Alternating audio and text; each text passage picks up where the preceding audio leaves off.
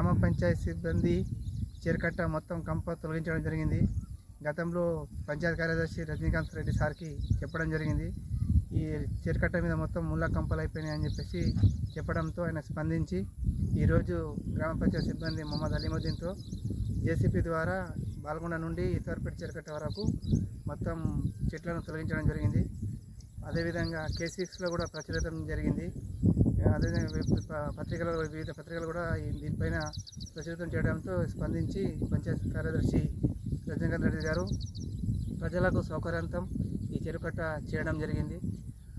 బాల్కొండ గ్రామ ప్రజల తరఫున మళ్ళీ జలాల్పూర్ ఇతరపేట ప్రజల తరఫున పంచాయతీ కార్యదర్శి గారికి ప్రత్యేక ధన్యవాదాలు తెలుపుతున్నాం.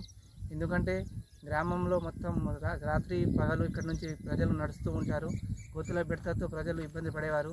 ఈ కంప ఉండడం వల్ల కోతులు ఎక్కడి నుంచి ఎప్పుడు వస్తాయో తెలియకపోతుండే. ఈ కంప తొలగించడం వలన ప్రజలకు దారి కొంచెం మంచిగా కావడం జరిగింది. ఇది చేసినందుకు పంచాయతీ కార్యదర్శి గారికి మా బాల్కొండ గ్రామ ప్రజల తరఫున ప్రత్యేక ధన్యవాదాలు తెలుపుతున్నాము. బాల్కొండ చెరువు కట్టపైన ఈ ముళ్ళ పొదలు కంపలు రీసెంట్గా ఒక నెల ముందు చెప్పినాము సార్కి. చెప్తే వారు వెంటనే స్పందించి బాల్కొండ చెరువు కట్టపైన ముళ్ళ పొదలు కంపలు ఈరోజు తొలగించడం జరిగింది.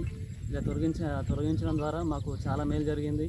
అలాగే కంప పొదలు నైట్లో వచ్చినప్పుడు కంప పొదలు దగ్గరికి వచ్చి మాకు దారి సరిగా కనబడక చాలా ఇబ్బందులు ఎదుర్కొన్నాము.